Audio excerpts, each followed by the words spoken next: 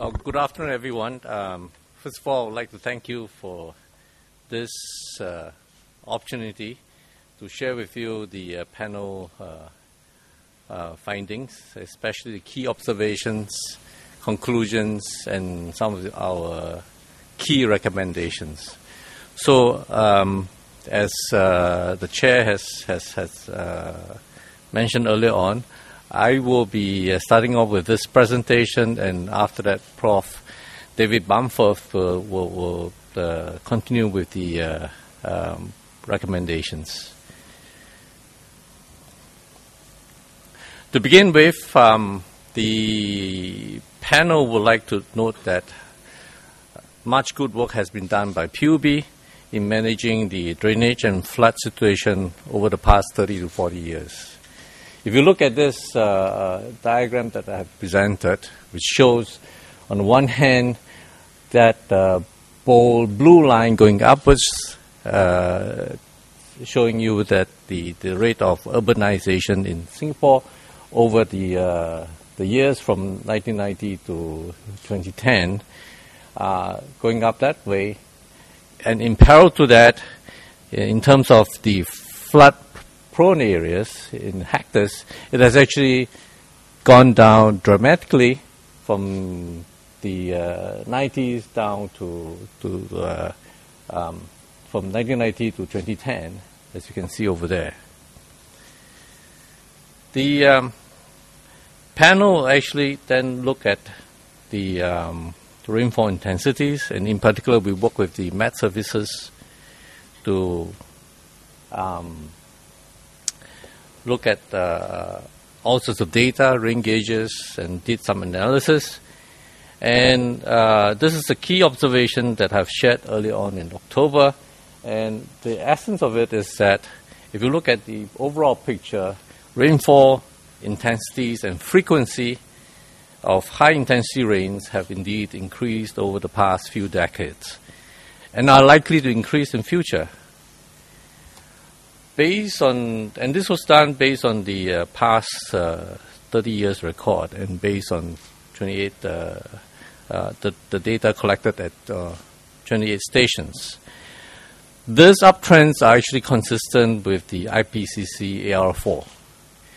And so with these trends, implication that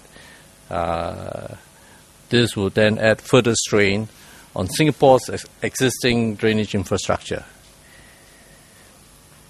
This evidence, hence, then will challenge the past assumptions that have been made in the drainage design, and therefore there is a need for PUB to review its drainage design to account for the uptrend in the intensities as well as the frequency of high-intensity rains.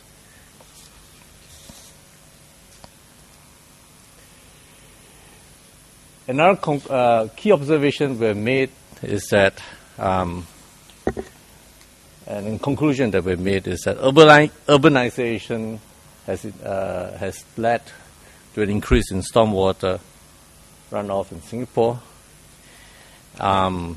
This is consistent with the observations that we made in the past, and but the implications of this is that the effects, the effects have to be looked into, and further analysis is needed.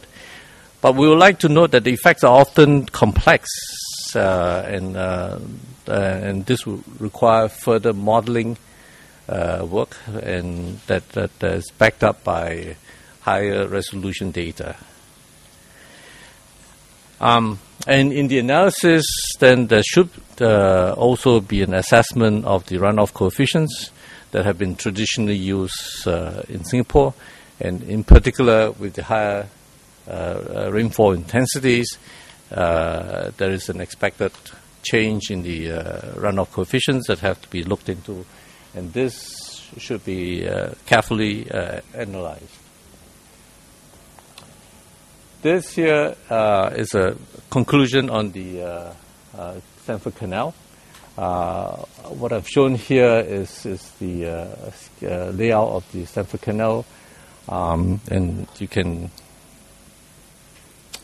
see here that this is a stretch going from Cascaden Road down to Ken Hill, and this is the part that we often talk about. The conclusion that we have made is that the Stamford Canal does not have the capacity to drain away the surface runoff generated by the storms for those two events. The events on the June 16, 2010 and the June 5th, 2011. And so the main reason for that is that the rainfall intensities were high enough and the capacity were exceeded. I will let my colleague, Professor Bamford, touch on the possible solutions, and I'll leave that to him.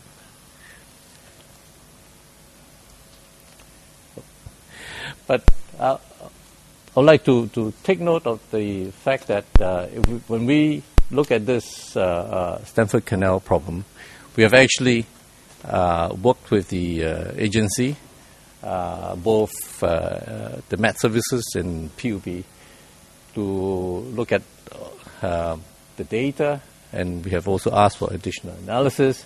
And based on that, we have concluded that the raising of the Orchard Road has reduced the flood risk for a large part of the Orchard Road in the June 5th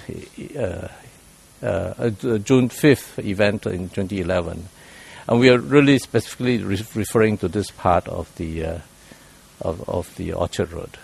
This here is the profile of basically the bed of the Stamford Canal going down, and this blue line is the simulated water level in the canal, and this is done with the rainfall data on that for that particular event. As you can see over here, looking at the surface of the water over here, this is just about the level of the old road level. Right? This dotted line here represents the old road level, and it's just about there. And this yellow line here is the raised road level. So based on information like this, and other relevant information, we concluded that the raising of Orchard Road has reduced the flood risk for a large part of Orchard Road area. We also look at the impact of the Marina Barrage, and in particular, we have done simulations to look at extreme scenarios, like, for example, we have simulated that event, which was the original blue line that you saw earlier. But we also look at the scenario if, let's say, the reservoir level had been a lot lower. And in fact, this is simulated at a level which is 99 meters, which is very, very low. And even if we have that low reservoir level, you can see over here that the impact of the water level over here doesn't really show up beyond this part over here. So basically, the influence of the barrage does not go beyond this stretch over here. So based on that, then we concluded that the Marina Barrage did not contribute to the recent floods at Orchard Road, in particular for these two events. Right? So those are the major observations and conclusions that we have made. And now invite Professor Bamford to share with you some of the key recommendations that we have arrived at.